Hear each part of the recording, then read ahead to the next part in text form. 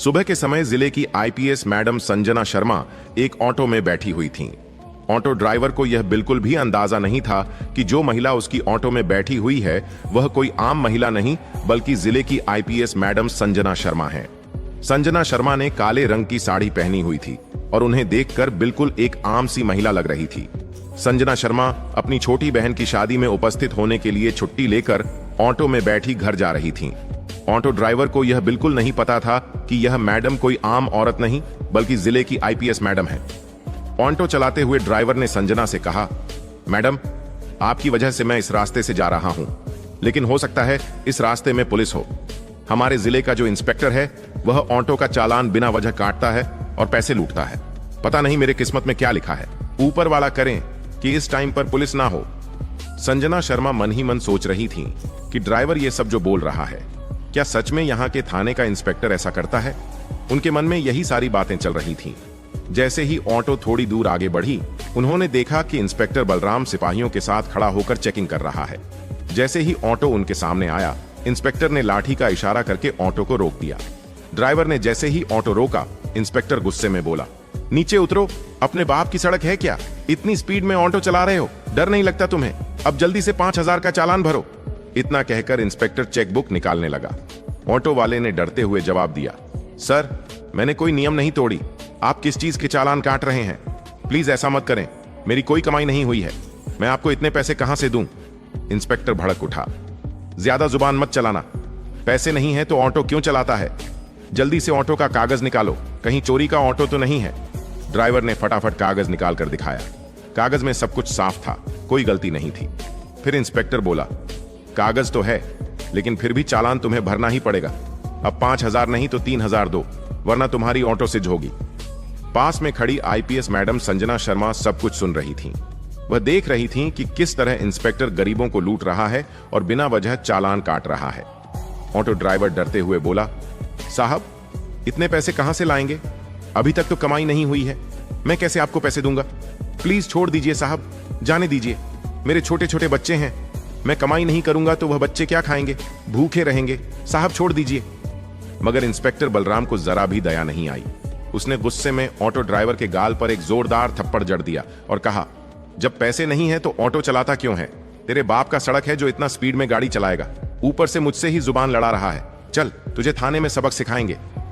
इतना सुनकर IPS madam Sanjana Sharma खुद को काबू न कर सकी और इंस्पेक्टर के सामने आकर बोली, इंस्पेक्टर, आप बिल्कुल गलत कर रहे हैं। जब ड्राइवर का कोई गलती नहीं है तो आप बिना वजह चालान क्यों काट रहे हैं? ऊपर से थप्पड़ मारना कानून का उल्लंघन है। आपको कोई हक नहीं है ऐसे किसी गरीब पर अत्याचार करने का। इसे जाने दीजिए। इंस्पेक्टर पहले से ही गुस्से में था। संजना शर्मा की बात सुनकर और भड़क उठा और गुस्से में बोला, अच्छा, तू मुझे सिखाएगा कि कानून क्या होता है? लगता है तुझे भी जेल की हवा चखानी पड़ेगी। वैसे तेरी भी जुबान चलने लगी है। चल, दोनों एक साथ जेल में मजा लेते रहना। आईपीएस मैडम संजना शर्मा गुस्से से लाल हो चुकी थीं, मगर खुद को काबू कर रही थीं और देखना चाहती थीं कि यह इंस्पेक्टर किस हद तक गिर सकता है। इंस्पेक्टर बलराम को जरा भी अंदाजा नहीं था कि आगे उसके साथ जो होगा वह बहुत बुरा होगा। उसे नहीं पता था कि उसके सामने खड़ी साधारण सी साड़ी पहनी हुई महिला कोई आम औरत नहीं बल्कि जिले की आईपीएस मैडम संजना शर्मा है। बलराम ने गुस्से में हवलदार को आदेश दिया और कहा, चलो, इन दोनों को थाने में मजा चखाएंगे। फिर 2 हवलदार आगे बढ़े और दोनों को थाने ले गए। थाने पहुंचते ही इंस्पेक्टर ने कहा, इन दोनों को यहीं बैठा दो, अब यही देखते हैं दोनों क्या करते हैं। इसकी औकात दिखानी पड़ेगी। हवलदारों ने दोनों को बैठा दिया। इंस्पेक्टर बलराम कुर्सी पर बैठा और हंसते हुए बोला, रामू, कहां है रे? चाय लेकर आओ। इंस्पेक्टर बलराम चाय पी ही रहा था कि तभी उसका मोबाइल बज उठा। उसने तुरंत कॉल उठाई और बात करने लगा। बलराम बोल रहा था, हाँ, सब काम हो जाएगा, बस मेरे पैसे तैयार रखना। आप टेंशन मत लो, मैं आपका सारा काम कर दूंगा। संजना शर्मा और ऑटो ड्राइवर दोनों बैठकर इंस्पेक्टर की बातें सुन रहे थे। संजना मन ही मन सोच रही थीं कि यह इंस्पेक्टर सिर्फ बाहर ही नहीं, थाने के अंदर भी गलत काम करता है और गरीबों को लूटता है, उनका हक मारता है और बिना वजह लोगों पर अत्याचार करता है। वह अपने गुस्से को काबू में रखी हुई थीं, मगर बिल्कुल शान से खड़ी थीं, क्योंकि उन्हें पता था कि इंस्पेक्टर के साथ आगे जो करेगी वह सीधे पूरे शहर को दिखेगा। वह मन ही मन प्लान बना रही थीं कि इसे कैसे लोगों के सामने बेनकाब किया जाए। पास में बैठा ऑटो ड्राइवर डर से कांप रहा था। उसके आंखों में आंसू थे। घर की चिंता और जिम्मेदारी से वह रो रहा था। मगर पास में बैठे आईपीएस संजना शर्मा को देखकर उसके मन में भी थोड़ा हिम्मत था कि वह बच जाएगा। तभी संजना शर्मा ने ऑटो ड्राइवर की तरफ देखते हुए कहा, आप टेंशन मत लीजिए, ये इंस्पेक्टर कुछ नहीं कर पाएगा। मैं आपके साथ हूं और इसे दिखाऊंगी कि कानून की ताकत क्या होती है। यह कानून का गलत इस्तेमाल कर रहा है। आप चिंता मत कीजिए, आपकी कोई गलती नहीं है। आप निश्चिंत रहिए, बिना वजह टेंशन मत लीजिए। आप सुरक्षित हैं और मैं कोई आम महिला नहीं हूं। मैं आईपीएस अफसर संजना शर्मा हूं। मुझे इस इंस्पेक्टर के सारे करतूतों के बारे में पता करना है। इसी वजह से मैं अभी चुप हूं। देखती हूं कि यह इंस्पेक्टर किस हद तक गिर सकता है, फिर जाकर इसकी औकात दिखाऊंगी। यह सुनकर ऑटो ड्राइवर को थोड़ा शांति मिली। वह एक आराम की सांस ली और बोला, क्या आप सच में आईपीएस मैडम हैं? तो आप, जब मेरे साथ इतना जुल्म हो रहा था, आपने कुछ क्यों नहीं कहा? मुझे बचाया क्यों नहीं? आप कहीं झूठ तो नहीं बोल रही हैं या फिर इन लोगों से मिले हुए तो नहीं हैं? ऑटो ड्राइवर थोड़ा घबरा गया, लेकिन संजना शर्मा ने उसे विश्वास दिलाया, नहीं, मैं इन लोगों से नहीं मिली हूं। मैं सच में इंस्पेक्टर को बेनकाब करने के लिए खामोश हूं। बस यह देख रही हूं कि यह इंस्पेक्टर कहां तक गिर सकता है। इसी वजह से मैं चुप हूं, वरना अगर मैं चाहूं तो अभी इस इंस्पेक्टर को सस्पेंड कर सकती हूं। आप बस थोड़ा इंतजार कीजिए, फिर देखिए आगे क्या होता है। कुछ देर बाद इंस्पेक्टर एक रूम में चला गया। रूम में जाकर उसने एक हवलदार को बुलाया और बोला, जाकर ऑटो ड्राइवर को बुलाकर लाओ। हवलदार तुरंत बाहर आया और ड्राइवर से बोला, सर ने आपको अंदर बुलाया है। यह सुनकर ड्राइवर घबरा गया, मगर संजना शर्मा ने उसे विश्वास दिलाया, तुम टेंशन मत लो, जो भी होगा देखा जाएगा। उनकी बात सुनकर ड्राइवर को थोड़ी हिम्मत मिली और वह इंस्पेक्टर के पास गया। इंस्पेक्टर बलराम पैर के ऊपर पैर रखकर बैठे थे और सिगरेट पी रहे थे। उन्होंने ड्राइवर को देखकर हंसते हुए कहा, देख, अगर ऑटो को बचाना है तो तुझे 5,000 देने ही होंगे, वरना तेरी ऑटो सीज हो जाएगी। ऊपर से तू मेरा दुश्मन भी बन जाएगा और तुझे पता नहीं है कि पूरे जिले में मेरा ही राज चलता है। मैं जो चाहूं वह कर सकता हूं, इसलिए मुझसे टक्कर मत लेना। जो बोल रहा हूं वही करो। जल्दी से 5,000 रुपये चालान भरो। ड्राइवर का दिल धड़क उठा। वह रोते हुए बोला, सर ऐसा मत कीजिए, मेरा हाल देखिए साहब, मैं कैसे आपको 5,000 दे सकता हूं? प्लीज मुझे छोड़ दीजिए। मेरे घर में छोटे छोटे बच्चे हैं, उन्हें क्या खिलाऊंगा, क्या पिलाऊंगा? इंस्पेक्टर गुस्से में बोला, देखो, मैं तुम्हारी कोई भी बात नहीं सुनूंगा। पैसे दो, वरना तू बर्बाद होगा ही, साथ साथ तेरा परिवार भी बर्बाद होगा। अब पैसे दो। ड्राइवर डर के कारण 2,000 रुपये निकालकर इंस्पेक्टर को दे दिए और बोला, मेरे पास इतना ही है, प्लीज ये ले लीजिए और मुझे जाने दीजिए। इंस्पेक्टर पैसे लेते हुए बोला, ठीक है, जा बाहर जाकर बैठो। फिर उन्होंने एक हवलदार को बुलाया और कहा, उस औरत को यहां बुलाकर लाओ। हवलदार बाहर आया और संजना शर्मा से बोला, मैडम आपको सर बुला रहे हैं। संजना शर्मा बिना हिचकिचाए अंदर गई। इंस्पेक्टर हंसते हुए बोला, नाम क्या है? संजना शर्मा ने आवाज में ठंडे आत्मविश्वास के साथ कहा, नाम से आपको क्या मतलब? नाम कुछ भी हो, आप बताइए, आप कहना क्या चाहते हैं? इंस्पेक्टर हैरान रह गया। उसे विश्वास नहीं हो रहा था कि यह औरत इतनी कॉन्फिडेंस के साथ बात कर रही है। फिर इंस्पेक्टर बोला, देखो, ज्यादा अकड़ मत दिखाओ, हमारे पास हर चीज का दवा है। अभी 2 डंडे पर जाएंगे, फिर सब अकड़ निकल जाएगा। अच्छा है, पूछ रहा हूं तो बता दो, वरना इतनी मार पड़ेगी कि चलने लायक नहीं बचेगी।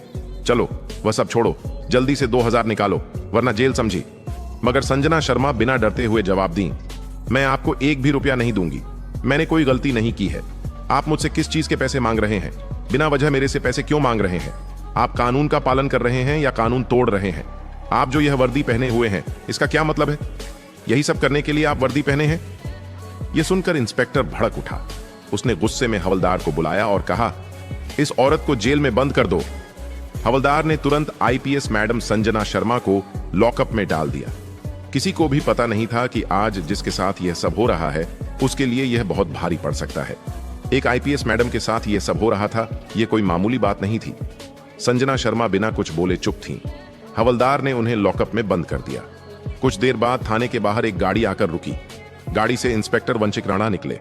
वह गुस्से में थाने के अंदर प्रवेश किया और एक हवलदार से बोले, हमने सुना है कि आप लोगों ने यहां किसी औरत को लॉकअप में डाला है। हवलदार हकलाते हुए बोला, हाँ, लेकिन क्या हुआ है सर? तभी इंस्पेक्टर रूम से बाहर आया और बोला, कौन है? इंस्पेक्टर को देखते ही बलराम ने पूछा, सर क्या बात है, आप यहां क्यों आए हैं? कोई काम है क्या?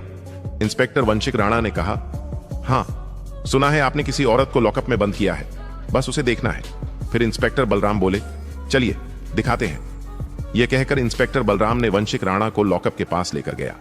लॉकअप में बंद महिला को देखकर इंस्पेक्टर वंशिक राणा गुस्से से चिल्ला उठा, आपने यह क्या किया है? यह हमारे जिले की आईपीएस मैडम है, आपने इसे लॉकअप में क्यों डाला है? आपको पता भी है आपने क्या किया है? यह सुनकर इंस्पेक्टर बलराम के पैरों तले जमीन खिसक गई। वह हकलाते हुए बोला, क्या यह आईपीएस मैडम है? मुझे बिल्कुल भी अंदाजा नहीं था कि यह आईपीएस मैडम है।